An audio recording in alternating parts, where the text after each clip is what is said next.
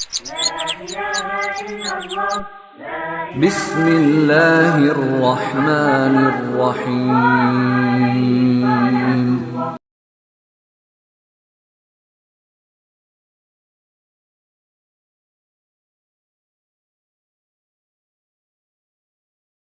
Assalamualaikum warahmatullahi wabarakatuh.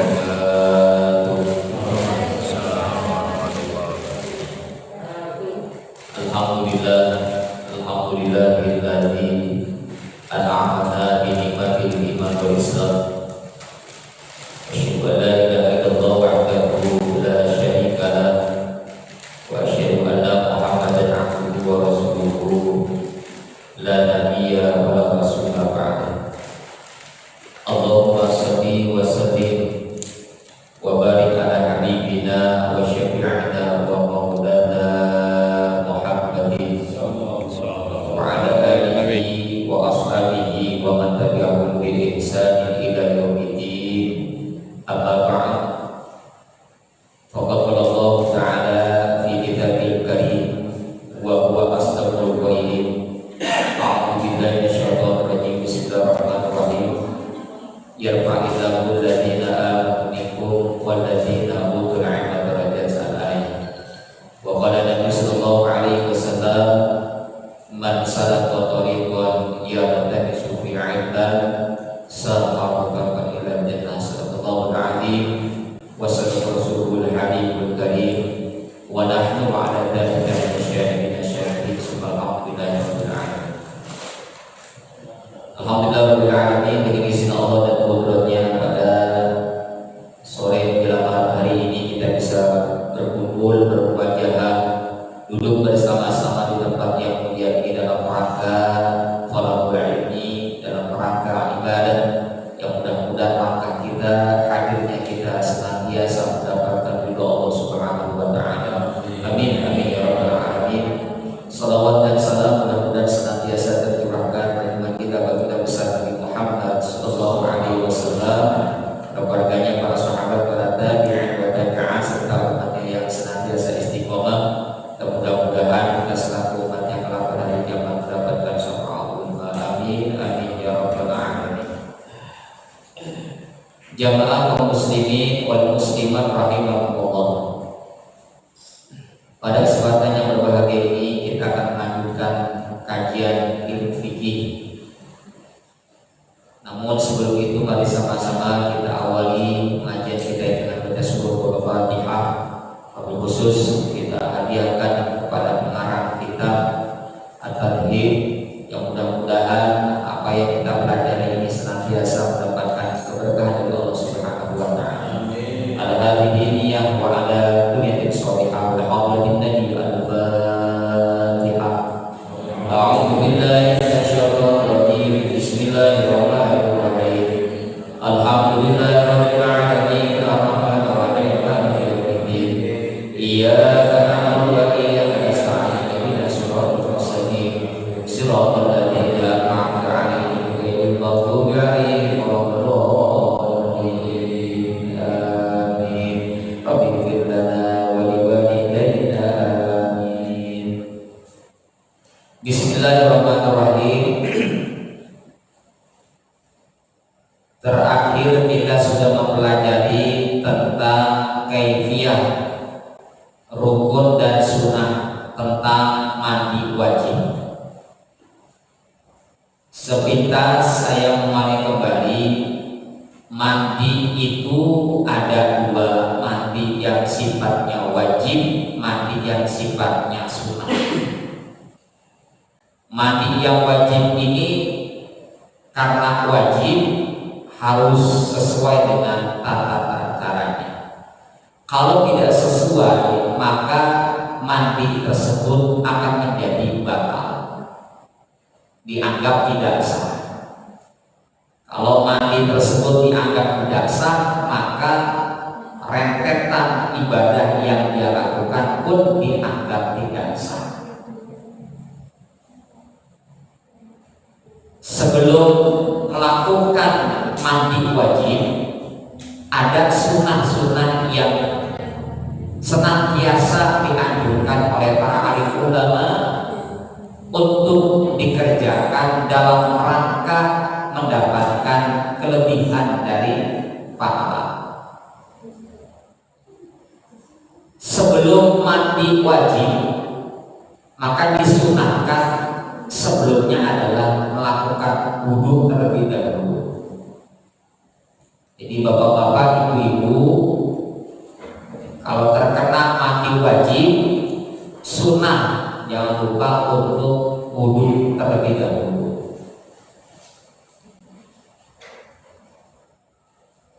Jadi kalau wudhu sebelum mandi wajib, ketika dia mandi wajib dia tidak melakukan hal-hal yang membatalkan wudhu, maka tidak perlu wudhu lagi karena sudah dianggap sempurna.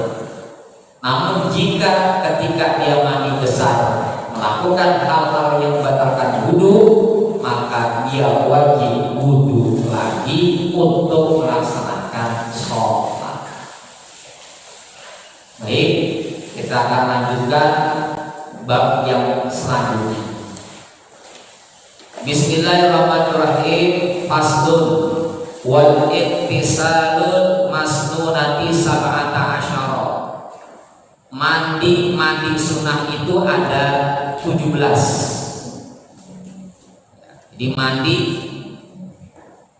mandi sunnah itu ada 17.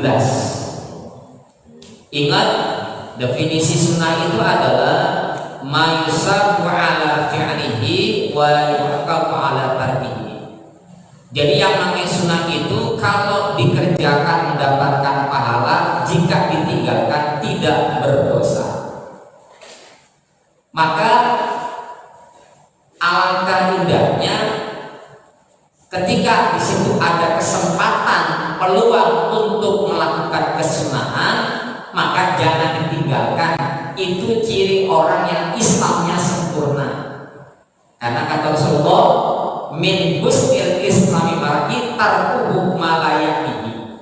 Sebagian dari ciri sempurna bagusnya Islam seseorang itu adalah tarku ma la ya'nihi, meninggalkan sesuatu yang tidak perlu, yang tidak ada manfaatnya.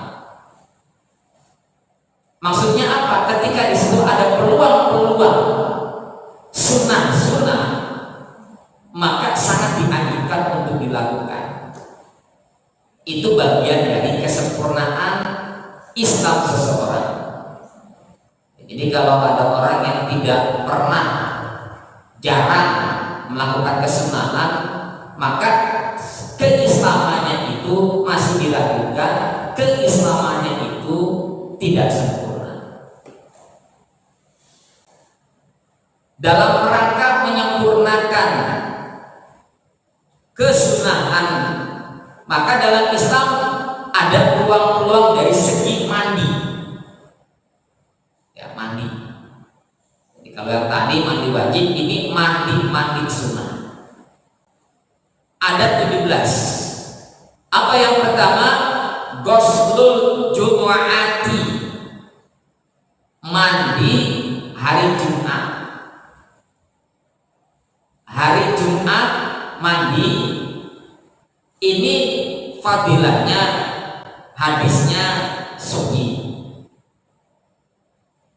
Rawahul Bukhari wal Muslim wa ghairuhuma an Umar radhiyallahu anhu qala Rasulullah sallallahu alaihi wasallam, idza jaa ahadukum ila al-jum'ati falyaghtasil. Wa li Muslim arada ahadukum ayatiyah. Dalam hadis lain Rasulullah SAW bersabda, idza jaa ahadukum, kalau datang salah satu kalian ila jum'ati, ke Jumat, maksudnya pengen sholat Jumat, falyaghtasil, maka hendaknya mandi. Jadi bapak-bapak, ibu-ibu, jadi ini bukan hanya untuk bapak-bapak aja, ibu-ibu silakan, nggak apa-apa.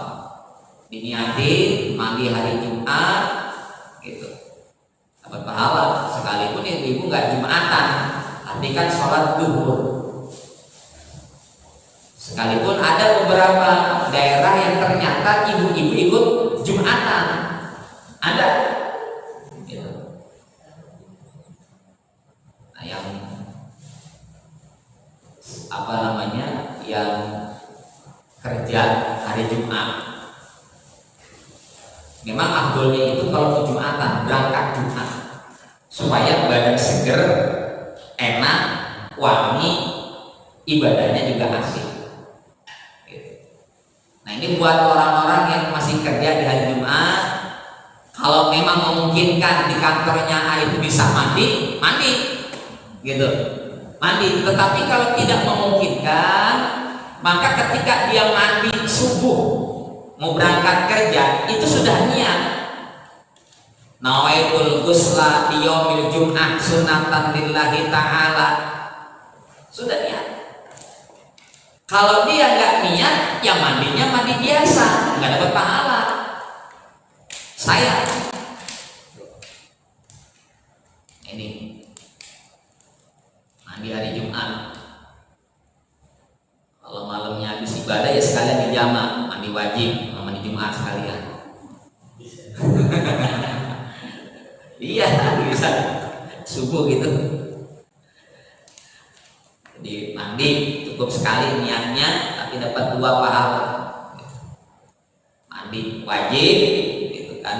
Di hari Jumat otomatis dapat pahala hari Jumat.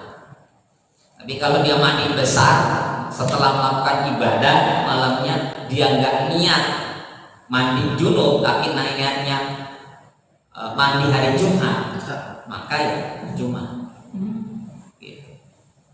Kalau wajib dapat sunnahnya, yang sunnah nggak perlu disebutin, sudah otomatis dapat. Tapi ketika sunnah yang diniatkan, wajib nggak dapat.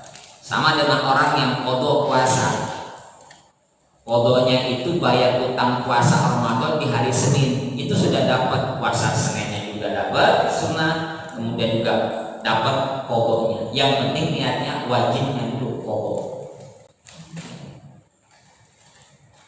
Jadi yang dianjurkan itu ya mandi hari Jumat, bersih-bersih, karena kita mau ibadah, mau sholat Jumat. Biasanya kalau udah mandi kan bawahnya seger, pakai minyak wangi. Sunnah hari Jumat itu banyak, ya kan, potong kuku, kumis dipotong, cukur. Kemudian juga ya kalau rambutnya memang udah waktunya, potong di hari Jumat. Minyak wangi, baju putih, hari Jumat.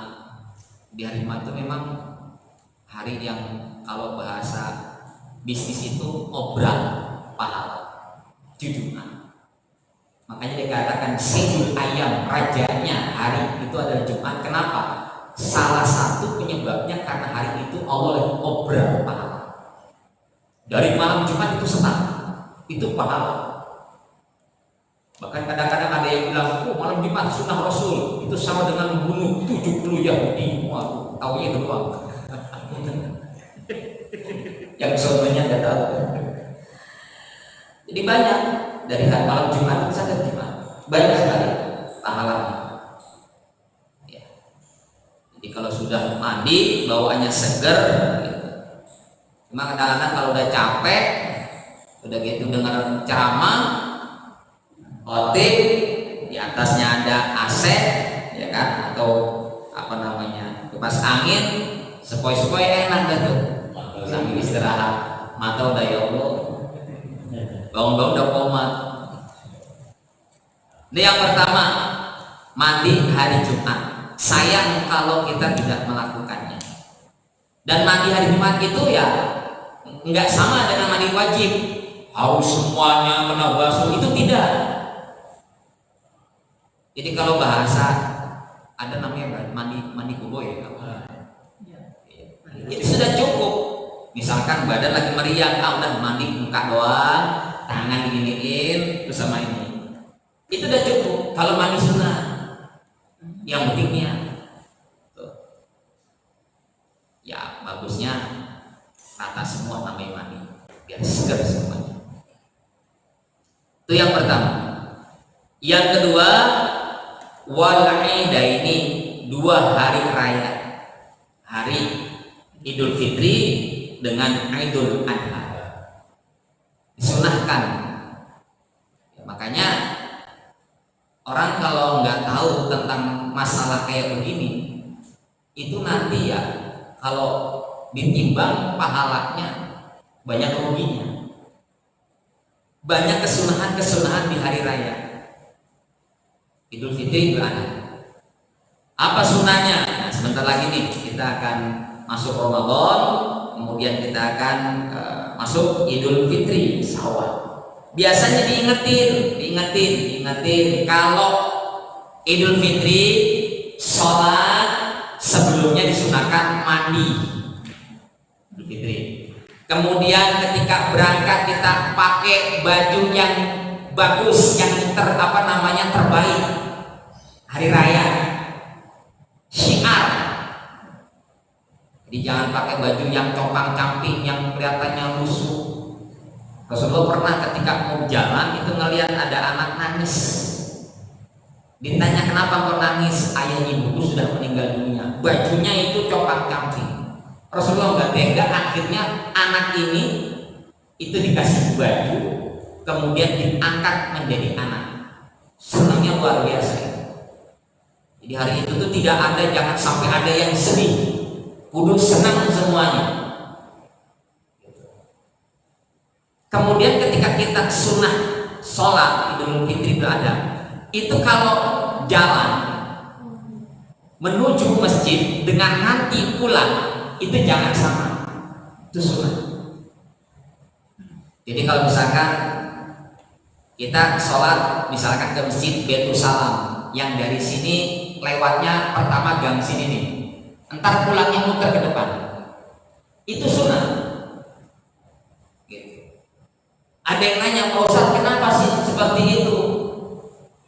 Jawabannya salah satunya adalah supaya kaki kita ini banyak yang menjadi saksi. Kaki kita ini kan melangkah. Nah, bumi itu yang kita pijak, tempat yang kita pijak, itu akan jadi saksi kalau kita itu ibadah kepada Allah. Muter kayak terus salam. Pulang kalau pengen banyak kaki ke depan sama sampai rumah jam 9 biar saksinya banyak. Jadi kalau bahasa kita status, banyak yang ngeliatin, oh ini saksi saya statusnya, kan gitu kan, logikanya kayak begitu loh. Jadi kita bikin status jebret, ketika kita sudah melihat, oh yang lihat 100 orang itu saksi 100 orang itu. Sama itu nanti gitu Idul Adha, Idul Fitri gitu. Ustaz kalau kita berangkatnya sama pulangnya sama gimana? Ya nggak apa-apa, nggak dosa, cuma nggak dapat sunnah, nggak dapat sunnah.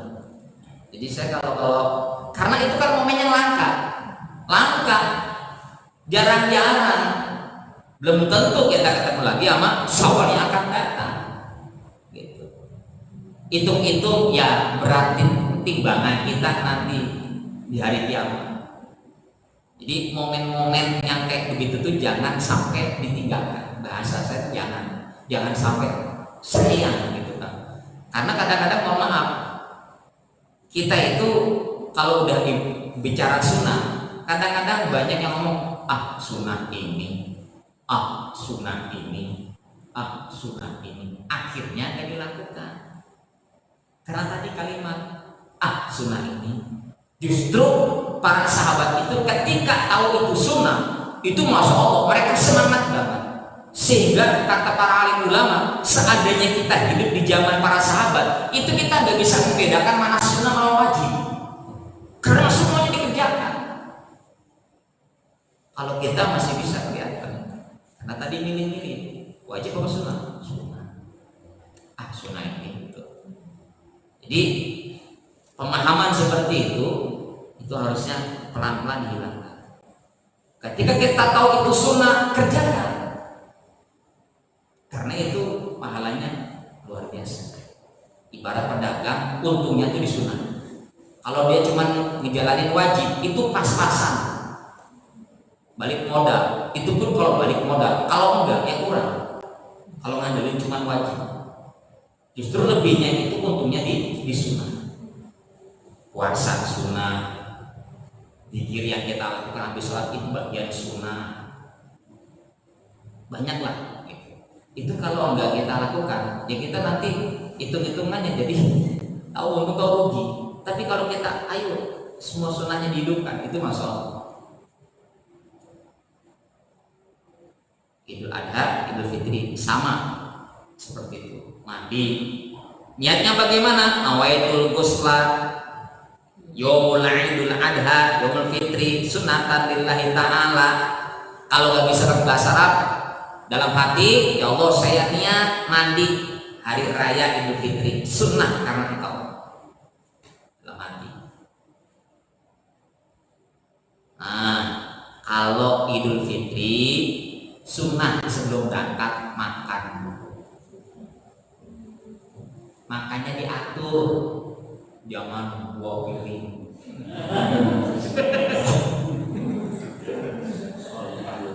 Ngambil berkahnya aja sunnah. Kurma 3 berangkat, minum berangkat. Ini opor. Udah, ayo sambel. Soalnya udah takbir aja masuk makan, karena sunnah. Jangan begitu juga. Gitu. Jadi Idul Fitri makan dulu sebelum berangkat itu sunnah. Idul Adha kebalikan, puasa. Tahan dulu, ntar makannya kalau sate udah datang, sate kambing udah lama Pak Ustadz ya udah makan apa adanya Mas. Jadi dibalik. Kenapa kalau Idul Fitri kok makan dulu? Karena kita sudah puasa sebulan. Gitu. Di subuh berangkat sunah makan. Kayak gini sunah gitu. Nah, sunah.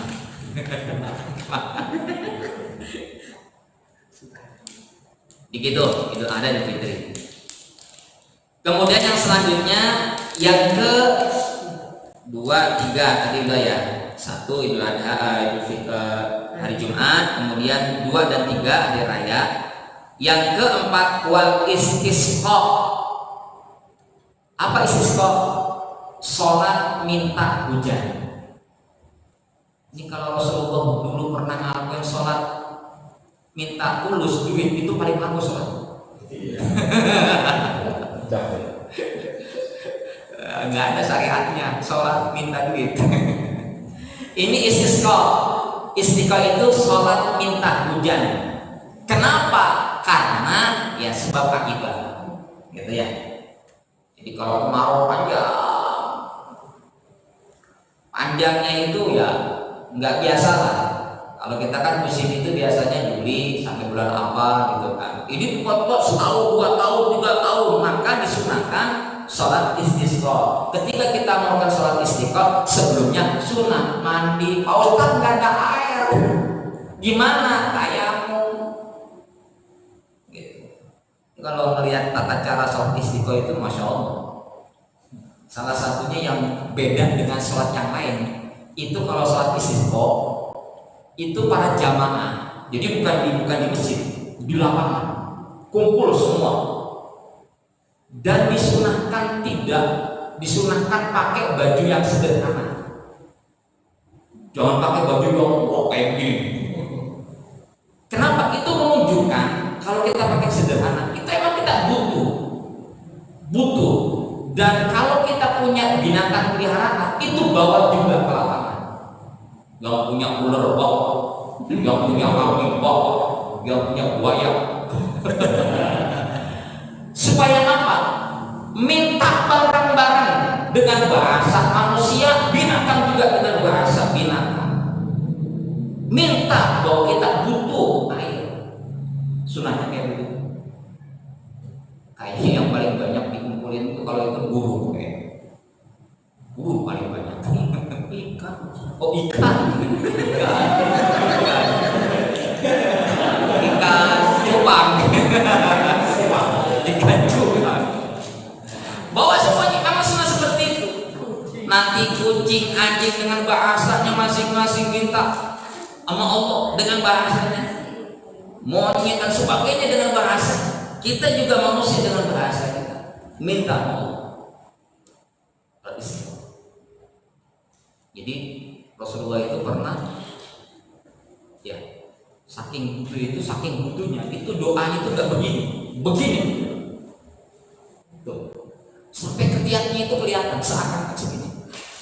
Ini lagi butuhnya pertolongan Allah. Jadi kalau orang itu sangat butuh pertolongan Allah, itu disunahkan angkat tangannya, jangan tahu muslim. Jadi kalau di musola ini ada jamaah yang tiap hari begini terus, butuh, lagi butuh banget, dan itu memang sunah seperti itu.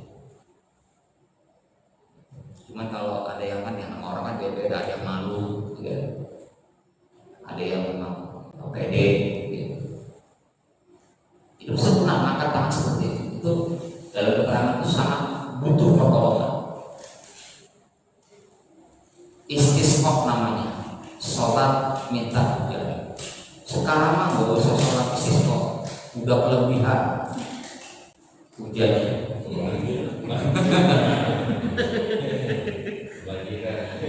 Iya, dikasih air banyak, rame, panas, rame. Itu emang sifat manusia. Khuliqal insan haluan. Manusia diciptakan dalam keluh kesah. Apa aja ngeluh terus. Dikasih hujan begitu, panas begitu. Itu sifat manusia. Makanya terbaik ya sikap kita itu ya mensyukuri itu semua. Kan yang ngatur ya Allah, yang ngasih juga Allah. Tinggal kitanya manusia ini mengatur bagaimana supaya tidak banjir dan sebagainya. Itu saja. Kemudian yang kelima, wal khusuf. Ini gerhana matahari, wal khusuf matahari bulan. Wal khusuf dan khusuf. Jadi kalau khusuf itu matahari, khusuf pakai kaf itu adalah bulan. Jadi kalau kita matahari berarti kan siang, kalau bulan malam. Misalkan kita mau sholat gerhana bulan, sebelum kita berangkat disunahkan mandi. Berapa kali terjadi ya gerhana bulan, sama gerhana mati juga begitu. Dalam satu riwayat Rasulullah itu dulu kagetnya apa? Dikira mau kiamat. Takut semua. Ketika ayat matahari gelap begitu, kayak tabrakan, itu langsung lari ke masjid.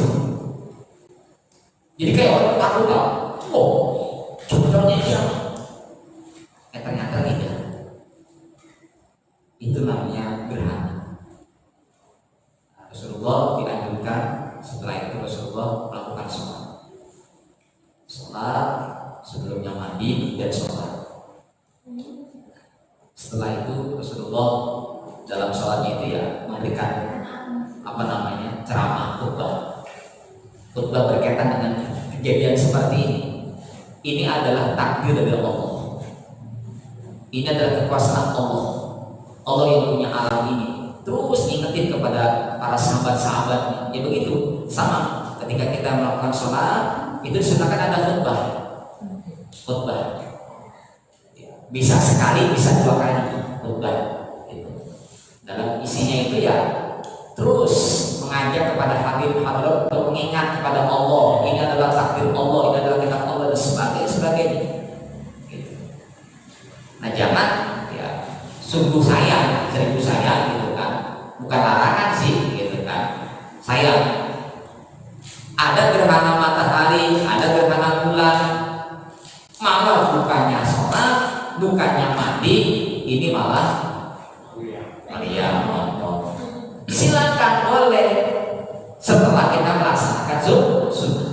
Karena lagi-lagi ini momen yang bukan setiap hari terjadi. bukan setiap minggu terjadi. Ini setahun aja belum tentu, bahkan bertahun-tahun juga belum tentu terjadi. Maka ketika itu ada, ambil peluang sunnah-sunnahnya kita jalani, mandinya gitu kan, sholatnya. Sayang kalau kita nggak lakukan, karena momen itu lagi-lagi tidak setiap hari gitu kan, bertahun-tahun juga kita belum tentu gitu kan. Jadi mandi gerhana matahari dan bulan. Kemudian yang selanjutnya, wal ghuslu min ghusl maiti. Rasulullah SAW bersabda, an Abi Hurairah, Nabi SAW, man ghassala maitan falyaghtasil wa man hamalahu falyatawadda. Rawahu Hasan. Mandi yang selanjutnya yang keberapa? 3, 4, 5, 6. Sekarang 7 berarti ya. Yang ketujuh adalah mandi setelah memandikan mayit. Rasulullah SAW bersabda, man ghassala, siapa orangnya yang memandikan mayitan akan mayit, falyaghtasil, maka hendaknya mandi. Wa man hamalahu, dan siapa orangnya yang membawanya, falyatawadda, cukup dia itu wudu. Jadi yang ikut mandiin, habis mandiin sudah rapi ya, yang mandiin tadi kalau sudah rapi semuanya, maka nanti pulang mandi. Kalau orang yang nggak mandikan tapi dia bawa, ya megang di bawahnya, nanti pulang disunahkan falyatawadda, wudu, suruh bersih-bersih intinya begitu. Falyatawadda, wudu. Ini apa namanya, bagian orang-orang ya, kalau bahasa Kecil itu amil mandiin. Jadi kudu belajar kayak gitu Pak,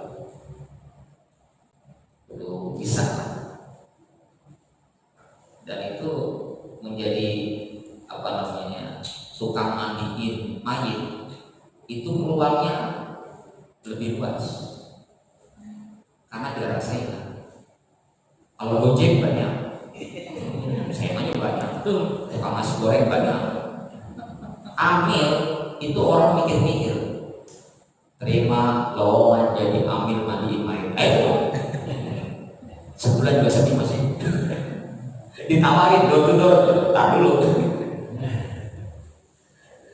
Jadi masya Allah, jadi emang nggak ini ya, nggak sembarangan, karena ada ilmunya, ada zikir-zikirnya.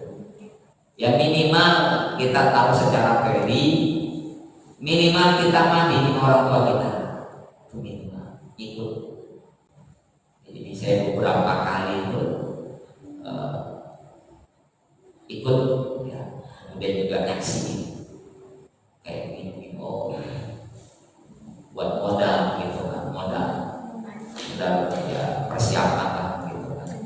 Secara teori ya kita sudah tahu gitu kan, oh kayak begini kalau mandiin mayit gitu. Itu satu hal yang pasti gitu kan. Nah, kalau nanti nggak ada yang bisa atau amilnya meninggal dunia, nggak siapa yang mandiin. Makanya kan ada kasus kemarin tuh ya, yang COVID itu mandinya saya nggak tahu itu masalahnya apa. Jadi malah di daerah Kuningan itu saya kaget informasi dari Kuningan, paman saya itu laki dimandiinnya ternyata sama perempuan. Kalau darurat nggak apa-apa, oke. Tapi kalau di situ nggak darurat, artinya ada, itu nggak boleh. Jadi kalau mayatnya laki-laki ya, yang ketuanya itu aminnya laki-laki. Nanti anak-anaknya boleh mandiin, mau anaknya laki perempuan gak apa-apa. Itu jadi masalah anak, gitu. kalau mayatnya perempuan ya perempuan. Jadi setelah memandikan mayat disunahkan mandi. Kemudian yang selanjutnya wal kafiru idza aslama, orang kafir kalau dia masuk Islam. Belum lama saya kedatangan tamu dari Pulau Kunjung, dari mana ya saya lupa, temannya Pak Muhammad. Jadi dia masuk Islam. Saya bilang kenapa nggak di daerahnya, malu. Ya udah bawa sini deh, gitu kan, kita syahadatin. Jadi orang Cina biasa, Cina Betawi, dia botot, kakak-kakaknya udah masuk Islam. Nah pesan ibunya udah meninggal, sebelum meninggal pesan, lu kudu ikutin kakak-kakak lu masuk Islam. Gitu. Akhirnya ya udah, karena di sana tempat dia ada rasa malu, ya udah dibawa gitu kan.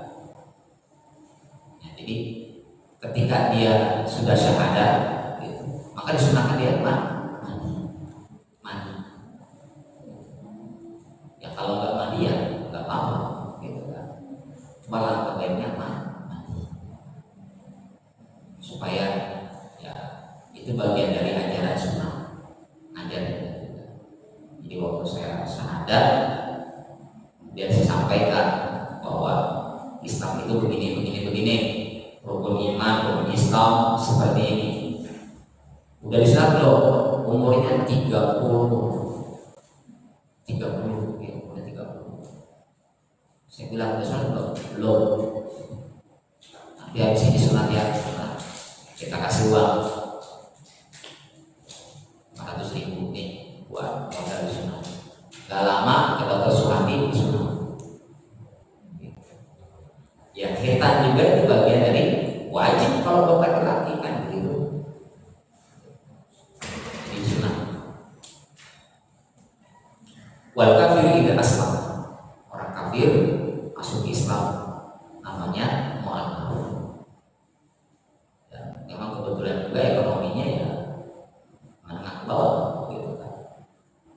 Kita sokong dananya sebisa kita. Kemudian yang selanjutnya wal majnun wal mughma alaihi idza afaqa. Yang selanjutnya adalah orang gila. Idza afaqa kalau sehat. Jadi kalau orang gila diobatin di rumah sakit, rupa-rupanya sehat, jangan lupa mandi. Jadi gilanya gila, ya gila gitu, bukan gila buatan, memang benar-benar gila. Kan ada orang sadar tapi gila jabatan, nah itu mah enggak. Itu lain. Ini memang orang gila. Gitu. Kalau orang itu gila jabatan, ya itu mah lain lagi. Itu terlalu terobsesi ubur dunia. Padahal itu semuanya akan ditinggalkan. Akhirnya ya segala cara dilakukan. Karena ya tadi gila. Coba orang lihat gila itu. Apa aja ya dilakukan orang gila. Itu semau dia. Dan hebatnya orang gila itu gak kena yang corona. Ayo coba. Karena memang jiwanya ya seperti itu. Gak pernah pakai masker ya. Gak kenal masker soalnya. Sudah jaga jarak kagak paham.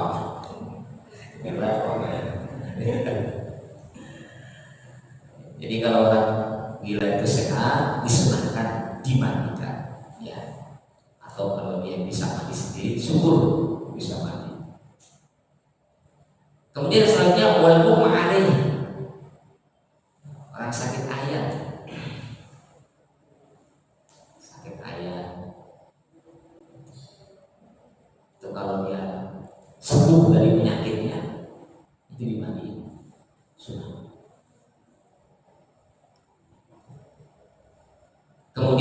ghuslu inda ihram, mandi ketika mau pakai pakaian ihram. Jadi kalau bapak-bapak jemaah hadirin berangkat umroh atau haji, itu nanti pakai pakaian ihram. Nah, sebelum pakai pakaian ihram disunahkan mandi. Biasanya nanti setaranya itu dari masjid namanya binaan. Nanti kita ke situ, di situ kita disunahkan mandi dulu. Sudah mandi, bersih-bersih, pakai wangi-wangian, kemudian baru pakai pakaian ihram. Kalau sudah pakai pakaian ihram, itu tidak boleh melakukan hal-hal yang dilarang. Itu sudah mulai setar. Jadi udah kalau pakai ihram udah nggak boleh membunuh binatang, nggak boleh ngomong yang kotor, nggak boleh hubungan suami istri, gitu kan, sebagainya banyak kan. Ihram sama dulu ketika saya pakai pakaian ihram berangkat umroh atau Saudi itu ya begitu. Jadi masya Allah banyak ya, umrohnya banyak, apalagi haji. Ada yang nanya, Pak Ustaz, kenapa sih pakaian ihram itu warna putih? Sunnah putih. Dan boleh orang yang pakai pakaian ihram itu warna selain warna putih boleh. Putih itu sunnah. Dan warna yang menunjukkan terang jernih itu banyak putih. Sama kayak kapan. Orang kalau kayak kapannya itu bukan warna putih, itu nggak apa-apa. Misalkan hitam, seru, ini nggak apa-apa, karena putih itu sunnah. Atau dia senang warna pink, silakan. Karena ada anak-anak yang suka ya, semuanya pink, saya pilih, serta pink semua. Ada kayak gitu. Jadi nggak apa-apa, gitu. Sunnah. Cuma kan jarang orang yang jual kayak kapan warna-warni, semuanya putih, gitu kan. Ya, jarang sekali. Jadi kalau ditanya apa hukumnya warna putih, kapan dengan ihram, hukumnya sunnah. Gitu. Jadi kalau dia pakai warna selain itu ya apa-apa, nggak dosa, gitu, nggak haram. Dan kalau warna putih kan menunjukkan bagus, jernih, putih. Dan kalau dilihat dari pokok gitu kan, dari atas putih, semua bagus gitu. Kemudian selanjutnya wal ghuslu inda ihram dan walidul Makkah. Kalau kita mau masuk ke kota Makkah, udah. Kalau mana sih ya? Rasa bisa dipakai keluar aja. Udah ya? Oke, baik. Nanti kita lanjutkan lagi. Masih banyak. Mudah-mudahan apa yang kita pelajari ini menambah wawasan kita. Dan mudah-mudahan kita bisa melakukan, insyaallah, amin ya rabbal alamin. Al-Fatihah.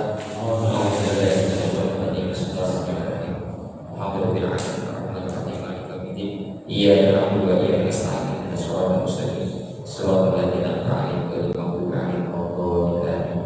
Allahumma Fatihah, Fatihah, Bismillahirrahmanirrahim. Ya Rabbil hamdika, syukur ta'ala, ya Rabbil hamdika, fa'ala Allah, ya Rabbil rahman, ya Rabbil rahim. Subhanallahumma wa ta'ala salam wa akhiru alhamdulillah alamin. Assalamualaikum warahmatullahi wabarakatuh.